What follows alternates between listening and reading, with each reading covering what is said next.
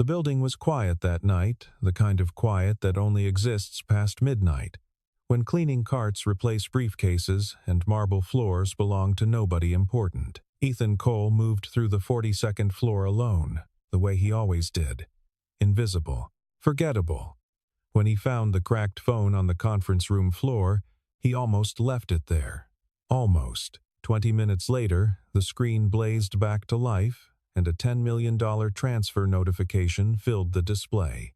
But it wasn't the money that stopped his heart. It was the name. Ethan Cole was 34 years old, and he was very good at disappearing. Not literally, though he had done that once, long ago, in the daily sense. The kind of disappearing that happens when a man makes himself small enough that no one looks twice. He arrived at Hailtech's corporate tower every night at 11:30, wheeled his cart through the lobby without meeting anyone's eyes, and was gone before the first executives appeared at 7 in the morning. He was a shadow with a mop. That was how he preferred it. The building itself was the kind of place designed to make certain people feel small, specifically, the people who weren't supposed to be there. 47 floors of glass and steel rising from the financial district, every surface either polished marble or brushed chrome. The lobby alone was larger than the entire apartment complex where Ethan and his daughter lived. Abstract sculptures worth more than his annual salary gathered dust in corners no one ever used. He noticed these things. He noticed everything, quietly, the way he had always noticed everything. His daughter, Lily, was 7 years old and fiercely certain that her father was the most capable man alive. She had evidence. He fixed the leaking pipe under their kitchen sink without calling a plumber. He helped her build a working model rocket for her second-grade science fair, complete with a payload recovery parachute. He explained computer networks to her using paper cups and string, and she understood. "Daddy fixes things," she told her teacher with complete confidence, the same way other children announced their fathers were astronauts or firefighters. It was simply a fact about the world, as reliable as gravity.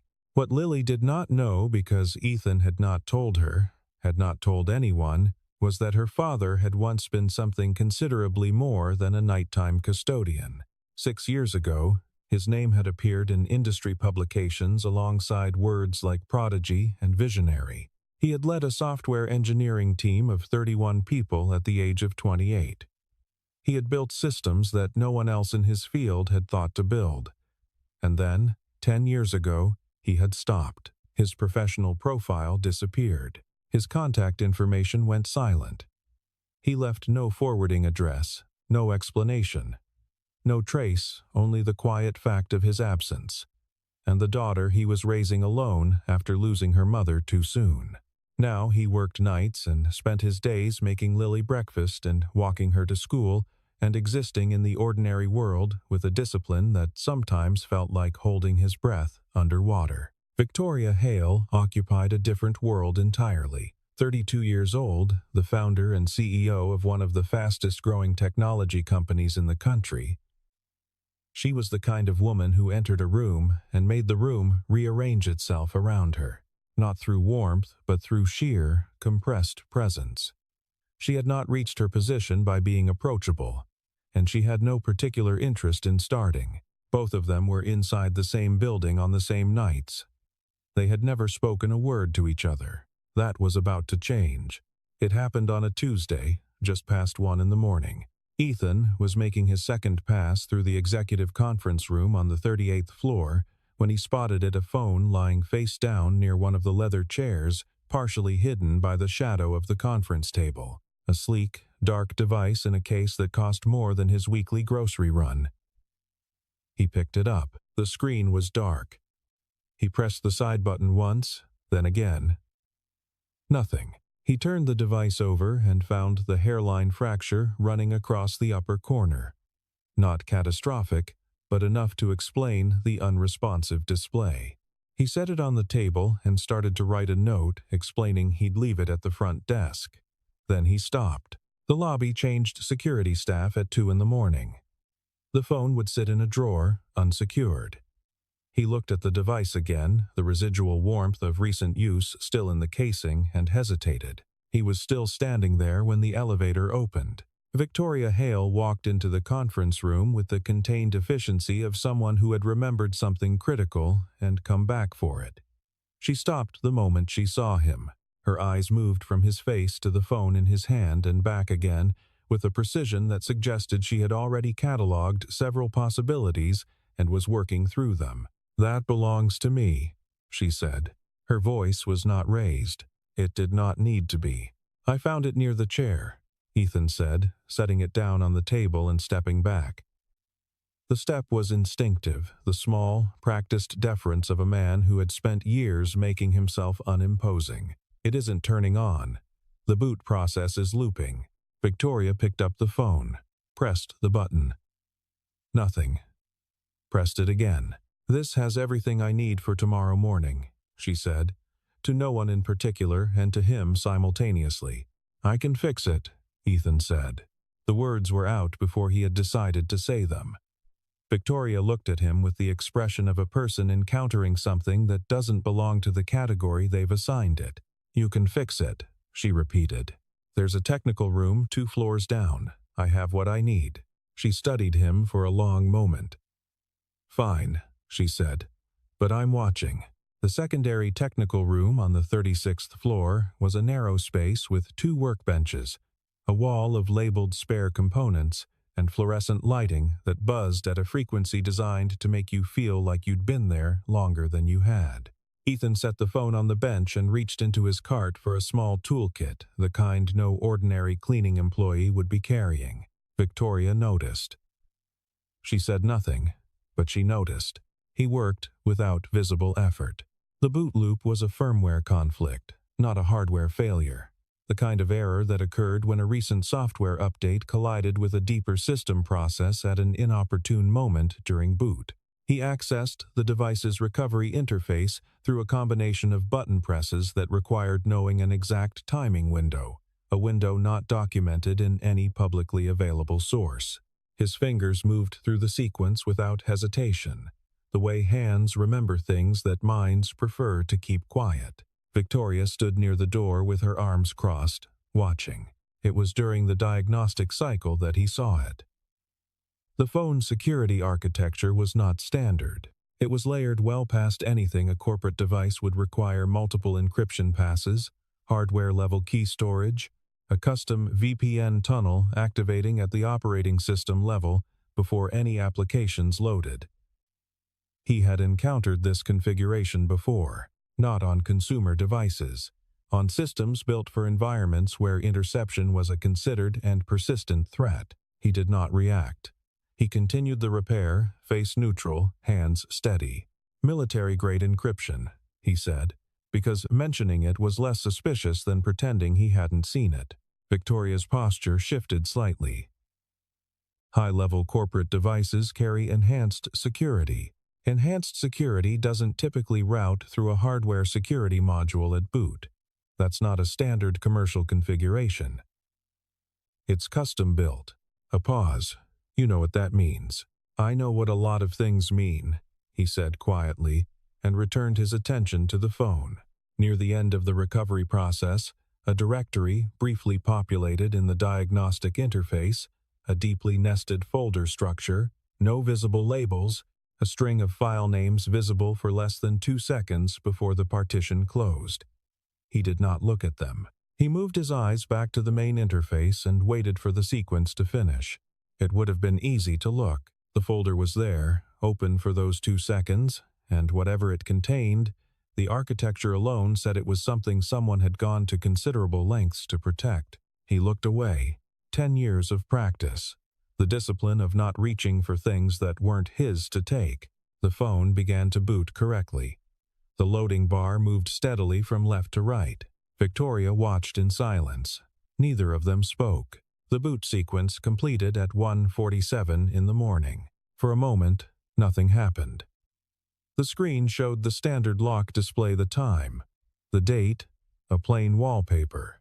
Then, before Victoria could reach for the device, notifications began arriving in a cascade. Email alerts. calendar reminders, missed call indicators. The phone had been dark long enough for a backlog to form. The last notification was not like the others. It arrived at the top of the screen in a high-priority banner, the kind that expanded automatically to its full, readable size. The text was large enough to read from across the workbench. Transfer completed $10 million. Sender, Aurelius Trust. Memo. For Project Phoenix as promised, Ethan. The room stopped, not with drama, not with sudden movement or sharp breath, just the particular quality of silence that follows something that cannot be taken back. Ethan looked at the screen. His hands, resting on the edges of the workbench, went very still. His face did not change. Victoria was 3 feet behind him. She had been watching the screen the way someone monitors a situation, scanning rather than reading, and then, all at once, she was reading.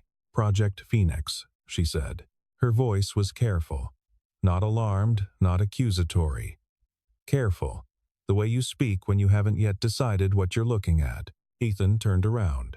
He held the phone out to her, screen facing forward, the notification still visible. Your phone is working, he said. Victoria did not take it. She looked at him instead. The memo has your name on it, I noticed. $10 million, transferred into my company's accounts, with your name in the memo field. From an entity I have no existing relationship with. That's what it says. That's a significant coincidence.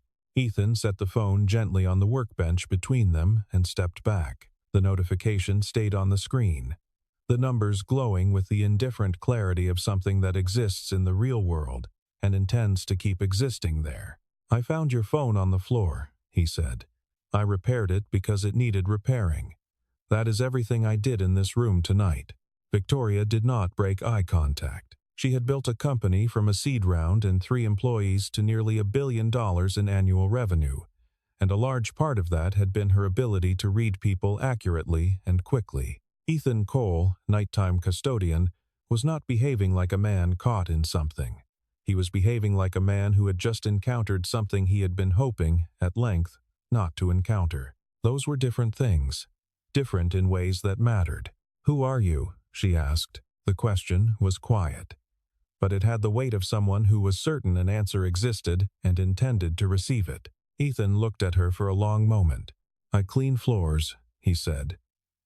I work nights. I have a daughter. That's who I am. That's what you do, Victoria said.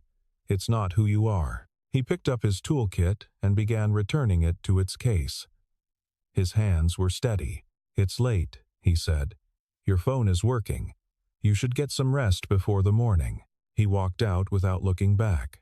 Victoria stood alone in the fluorescent hum, holding the phone, the notification still showing, the name still there. She opened her tablet.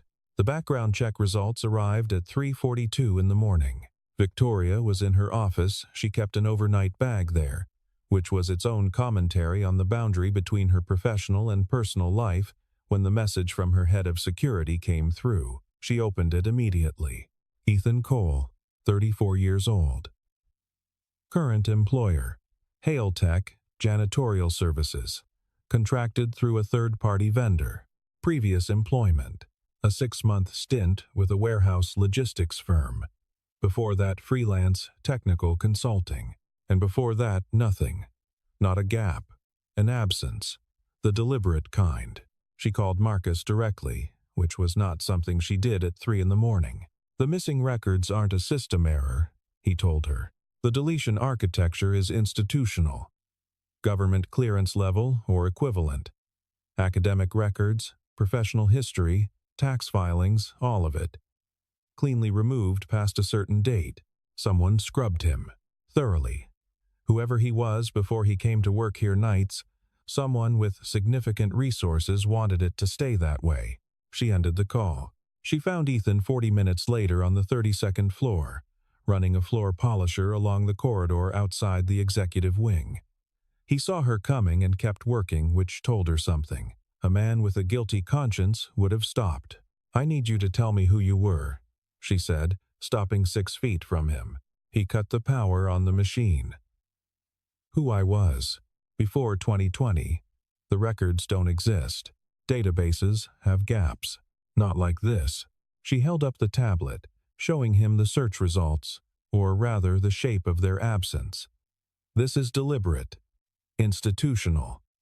Someone removed you from the record with resources I can't identify. His jaw tightened, barely visible. I'm not a threat to your company, he said. A $10 million transfer just arrived in my accounts with your name on it, referencing a project I've never heard of, and your prior history has been expunged by unknown parties. She lowered the tablet. Help me understand what I'm dealing with. He was quiet for a moment. The polisher sat between them, warm from running. You'd be safer not knowing, he said. That's not your decision to make. He looked at her steadily. In the dim corridor light, away from the fluorescent glare, she could see something in his face that she hadn't caught before. Not fear, but the particular exhaustion of a man who has been carrying something heavy for a very long time without setting it down. Give me until the morning, he said. He gave her until morning. But the morning brought memories first. 10 years earlier, Ethan had been a different person in a world that had not been as different as it should have been. He had been 24, recently recruited by a research consortium that he later understood was funded through a series of nested shell companies, the final one tracing back to an entity called Aurelius Trust. The project had no public name. The team called it Phoenix. The premise was straightforward, in the way that things with catastrophic potential often are. A predictive financial modeling system, artificial intelligence, designed to analyze global market data at a scale and speed that no human analyst or existing algorithmic platform could match. It could identify emerging instabilities before they became visible. It could model the cascading consequences of policy changes across 60 national economies simultaneously. In the right hands, it was an extraordinary tool for economic foresight. In other hands, it was something else entirely. Ethan had understood this early. The system's design did not merely predict market behavior. At a certain level of capability, one they were approaching rapidly, it could influence it. Small interventions at precisely modeled inflection points could generate movements that appeared entirely organic. No signatures. No traceable pattern. An architecture capable of orchestrating market events on a global scale while appearing simply to respond to them. He had raised this concern twice through internal channels. Both times, the response was identical. The potential benefits outweighed theoretical risks. Development would continue. His concerns were noted. The third time, he did not go through internal channels. He walked away. He copied nothing, no code, no documentation, no proof.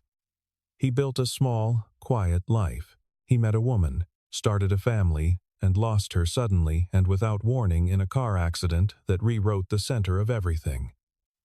He had Lily. He had made peace with the ordinary world. What he had not anticipated was the project continuing without him. He had believed his absence would be too large to fill, that removing himself at a critical architectural stage would force a rebuild that would take long enough for the funding to dry up or the priorities to shift. He had been wrong. Someone patient and well-resourced had spent a decade completing what he had started. The $10 million transfer was not misdirected. It was not an error. It was a message, sent in a language only Ethan would understand. Using the exact identifiers, the fund name, the project name, his name that would be invisible to anyone who didn't know the history. Someone was activating Phoenix, and they wanted him to know.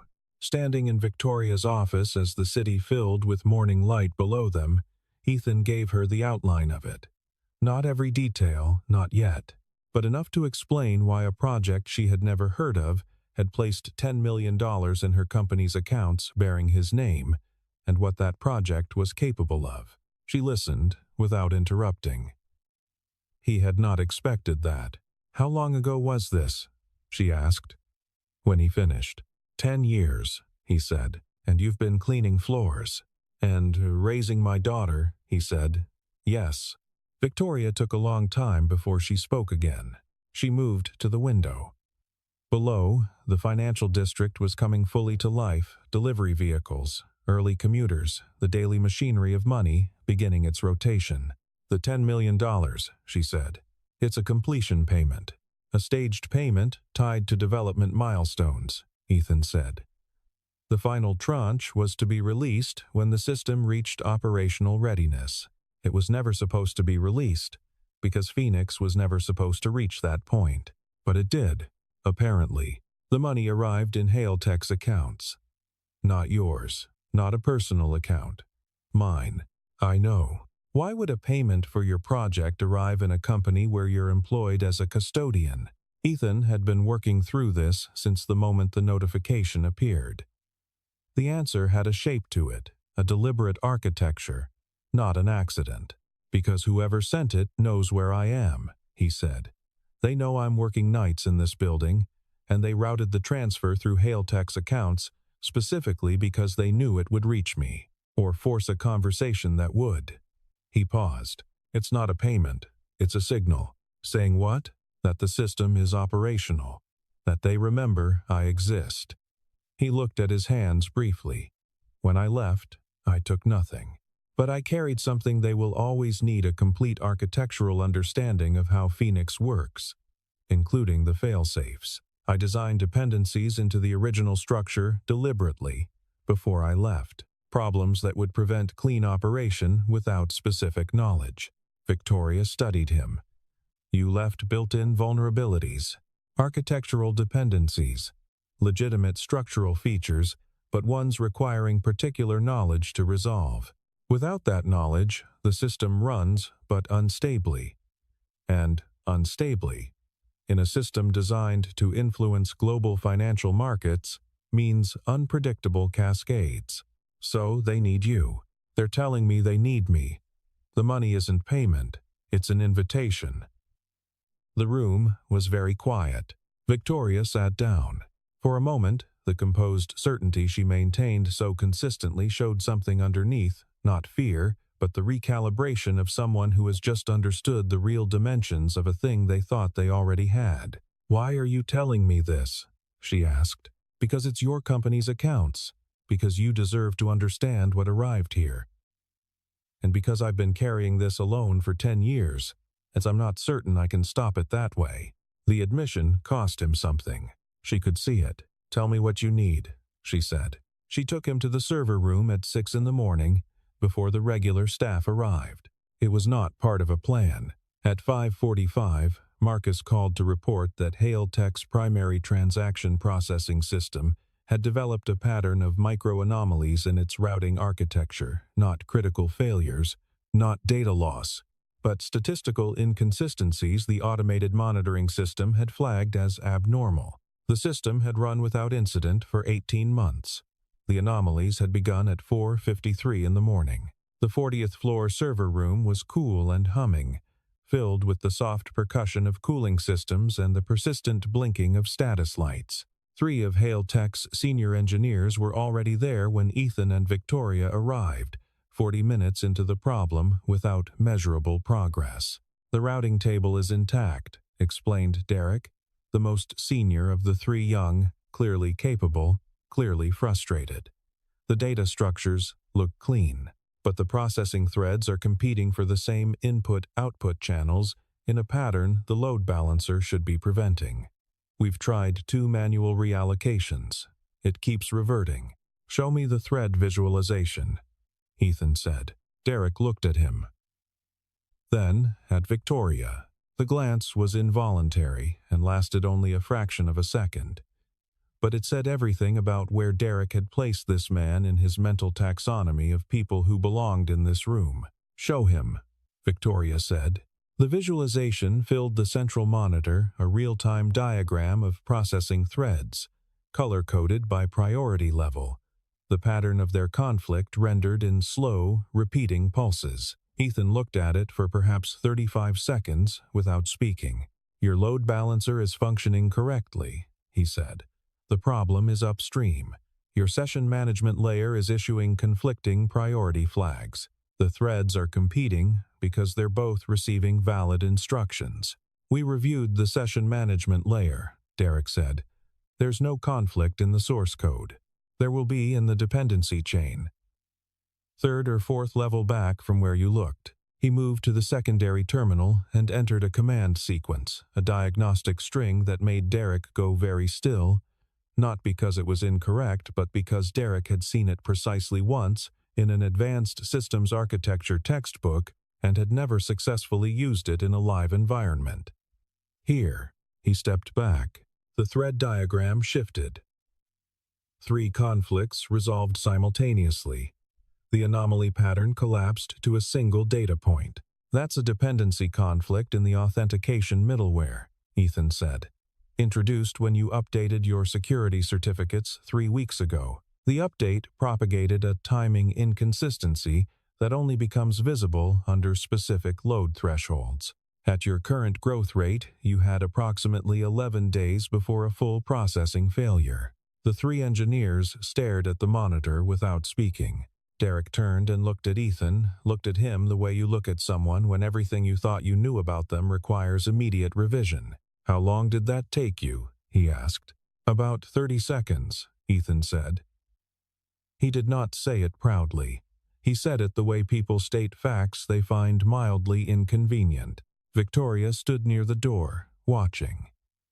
She had been building a theory about this man for the past several hours, assembling fragments into a shape, but there is a particular difference between a theory and watching it confirmed in front of you, in real time, with witnesses. She had been running a technology company for 7 years. She recognized what she was looking at. She had simply not expected to find it in her nighttime janitorial staff. They talked for 2 hours in her office as the city filled with the ordinary sounds of a workday beginning around them. Ethan sat across her desk in his cleaning uniform and told her the rest of it. Project Phoenix had not been stopped by his departure. He had understood this was possible. The people behind it were not naive, and their resources were not finite in ways that would matter over a decade. But he had gambled that removing himself and the architectural knowledge he carried would create a gap too large to fill without a full rebuild. He had been wrong. The system can move markets, he said, not dramatically, not all at once. It was never designed for blunt force. It operates through precision small interventions at carefully modeled pressure points. A regulatory filing here, a liquidity signal there. Each action individually appears to be normal market behavior. In aggregate, they produce specific, directed outcomes. He kept his voice level.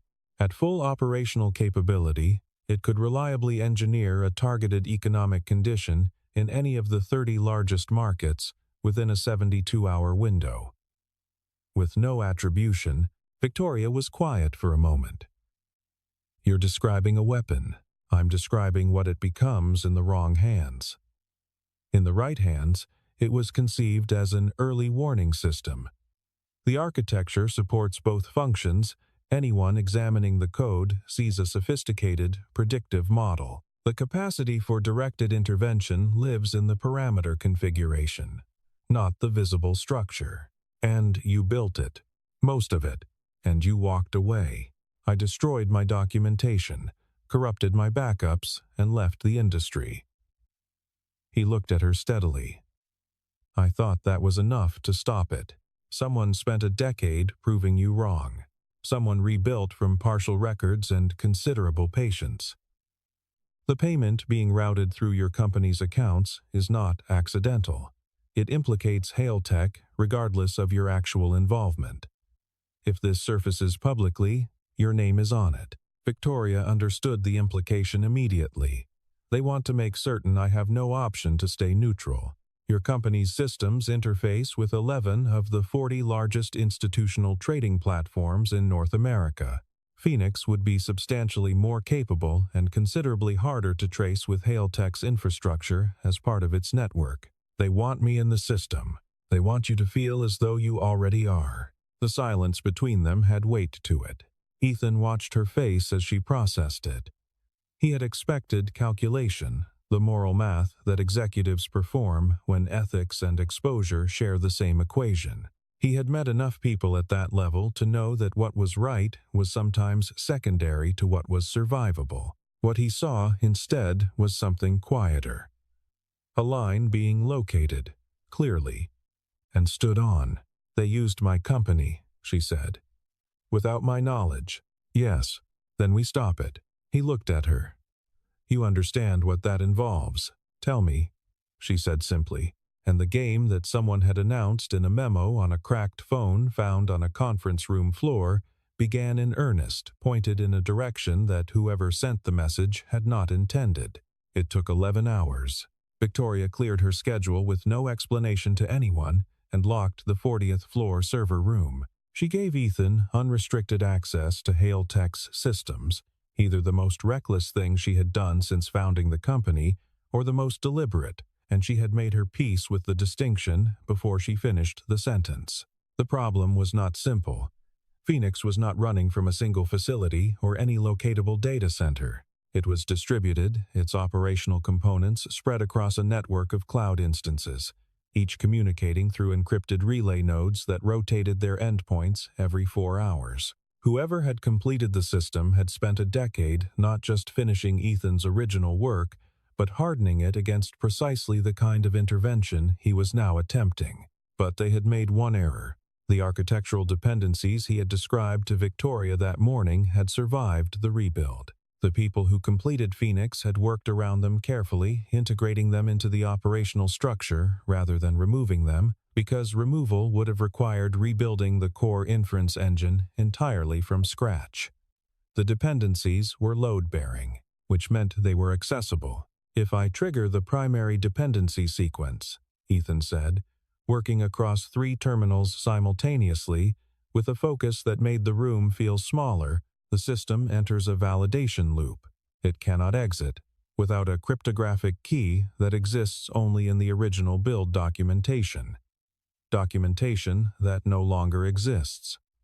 The loop holds indefinitely. Every account, every queued transaction, every staged intervention frozen in place. How long will it hold? Long enough for the right authorities to reach it. He glanced up briefly. "Are you in contact with the Financial Regulatory Oversight Committee?" Victoria was already reaching for her phone. While she made 3 calls precise, detailed, without hesitation, Ethan moved through Phoenix's distributed nodes with the certainty of someone who had spent a decade carrying a blueprint in his head, waiting for the day it might be needed. The code was different in 100 places from the version he had left behind, but the bones were his. He knew where everything was. The freeze propagated through the network at 2:17 in the afternoon. The $10 million transfer reversed automatically as part of the lockdown sequence. The distributed nodes, severed from their coordination layer, went dormant one by one. Somewhere across multiple time zones, the most sophisticated, unauthorized financial manipulation architecture ever constructed sat perfectly still, unable to process a single instruction. Victoria ended her last call and looked at the central monitor. The status indicators had gone from active to dormant in a clean, quiet sweep. "It's done," Ethan said. "For now." "Long enough," he said. "Long enough for people with actual authority to handle what comes next." Victoria looked at the screens. She had built her company on the belief that technology was neutral, that the ethics lived in the application, not the architecture. She had held that position with the steadiness of someone who had never been required to choose between the two. She had just chosen. It felt different than she had expected. Cleaner. "You didn't have to come forward," she said. "You could have remained invisible." "I know," he said. "Why didn't you?" He was quiet for a moment. "Because my daughter thinks I fix things," he said. "I didn't want to let her down." The regulatory teams arrived within 48 hours, moving with the focused efficiency of institutions that have been handed a gift and intend to use it properly. The investigation was careful and largely invisible from the outside. Ethan's name did not appear in any public filing. Victoria's legal team ensured Hale Tech's position was clearly established as that of a company whose infrastructure had been used without consent and who had cooperated fully. The $10 million transfer was traced, reversed, and became part of an evidentiary record that reached several people Ethan recognized by reputation. None of them had reached out to him directly. They had sent a signal and waited. That told him something about how certain people understood the world. On the third day, Victoria called him into her office. She offered him a position, not a contract renewal, a role. Senior systems architect, full compensation, reporting directly to her. "No," he said. She had expected this. "I'm not in this industry anymore," he said. "Not officially. I'm not certain I want to be. You identified in 30 seconds what my entire engineering team couldn't locate in a month," she said. "You've been holding this capability back for a decade." "I've been raising my daughter," he said, without defensiveness. "That's not holding anything back." She was quiet. "There might be something," he said after a pause. "Part-time, consulting, when it's needed.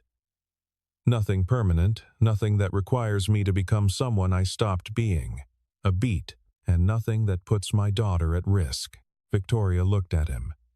She had spent her adult life building systems that scaled companies, reputations, infrastructure. She understood the logic of ambition. She recognized that what Ethan was describing was its deliberate inverse, and she found, to something that felt like surprise, that she respected it.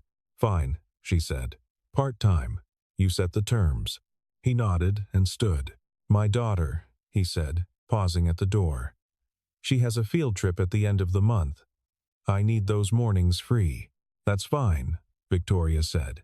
He left without further ceremony, which was, she was beginning to understand, entirely in character. 3 days later, on a Saturday morning, Lily came to the building with Ethan. A maintenance consultation he hadn't been able to reschedule, and no sitter available on short notice. She stood in the lobby in her red coat, looking up at the marble and the chrome and the abstract sculptures with the unguarded wonder of a 7-year-old encountering something that belonged to a different world than hers. Victoria was crossing the lobby on her way to a Saturday meeting when she saw them. She slowed. Lily looked at her with the direct, slightly disarming honesty that children deploy without strategy. "Are you the lady from Daddy's work?" "I am," Victoria said. "He fixed something for you," Lily said simply. Not a question. A statement of established fact, the way all of Lily's observations tended to be. Daddy always fixes broken things. Victoria looked at Ethan. He was watching his daughter with an expression that was very difficult to describe quiet pride. Maybe, or the particular piece of a man who has found the only validation that actually matters to him. Something crossed Victoria's face. Not quite a smile, or rather, the geography just before one. Something that had been kept at a careful distance from warmth for a long time. Recognizing, in this lobby, that the distance was no longer serving any purpose. "He does," she said softly. "He really does." Lily nodded, satisfied with confirmation of what she already knew, and turned back to the sculpture. Ethan met Victoria's eyes for a single, brief moment before he looked away. He was not a man who reached for things before he had decided to reach for them. He had built a life on restraint, on patience, on the slow and careful work of choosing what deserved his attention. But there are moments that register before any decision is made. This was one of them.